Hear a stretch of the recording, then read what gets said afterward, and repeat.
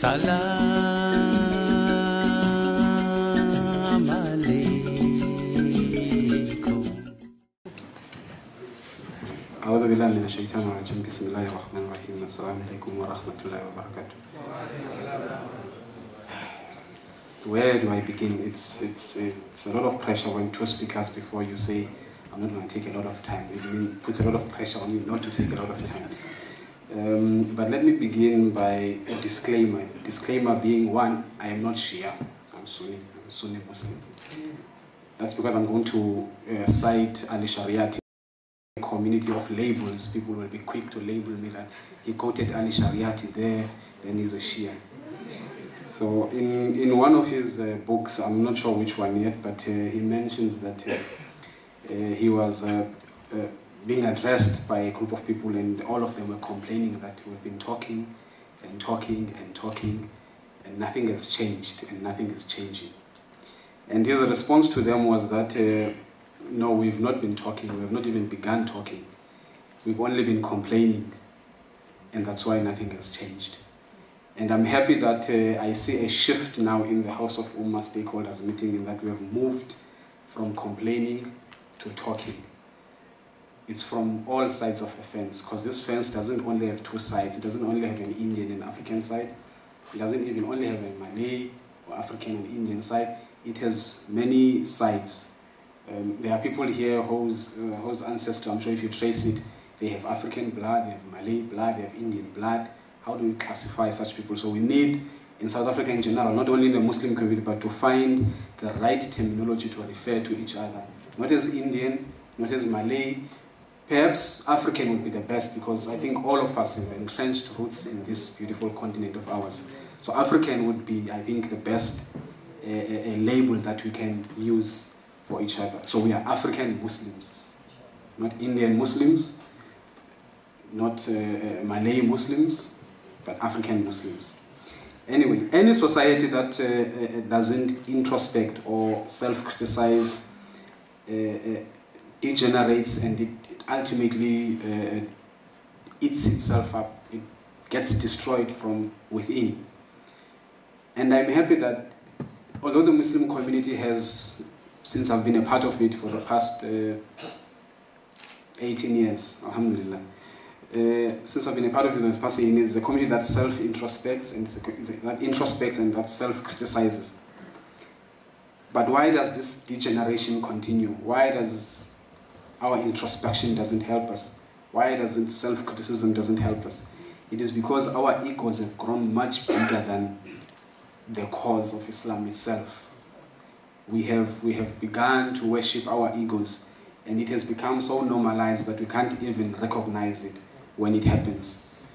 We've been married to positions, we're married to wealth, we married to spouses, we're married to our children, we worship them, we worship everything else, and we put Allah last in the list. So perhaps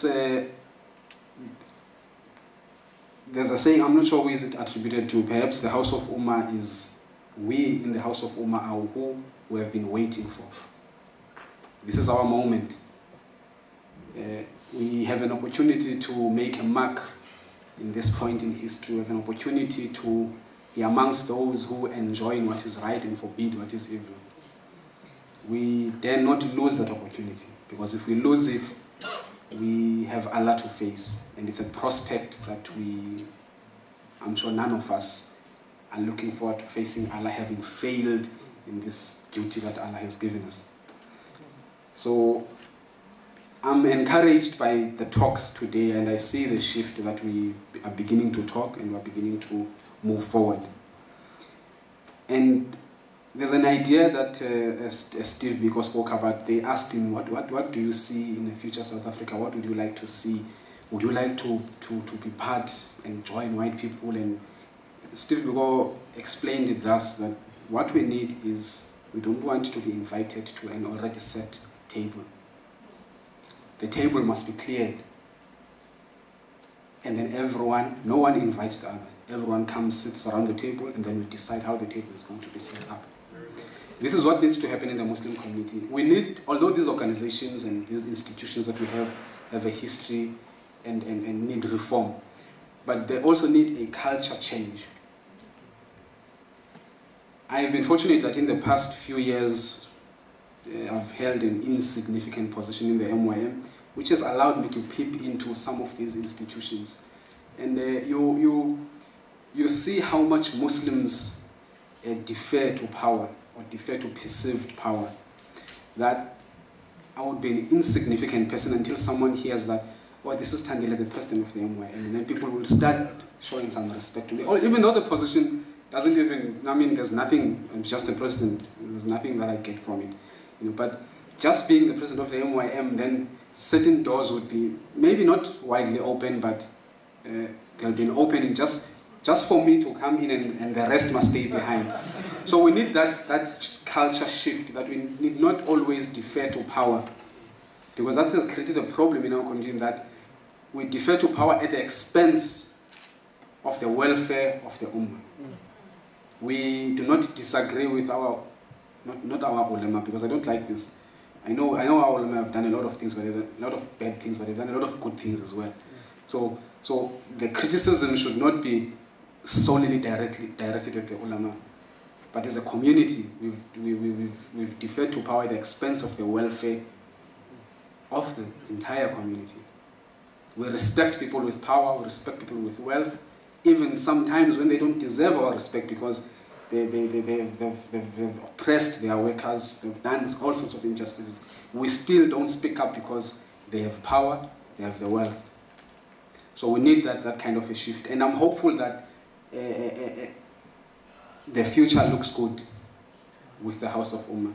And I think if there's anything that the House of Ummah has done, if there's anything, it might have failed in many things, but if there's anything that the House of Ummah has done, is to restore, a very important thing, that human beings cannot survive or cannot live without.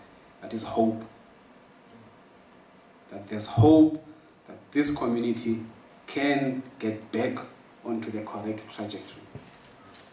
We may have failed in many things, we have done many wrongs, we may at times we've been accused that we are politically this, conservative or that, but I think we've managed to restore hope. I've seen this throughout this Ramadan. My brothers will tell you that this Ramadan has been particularly cold.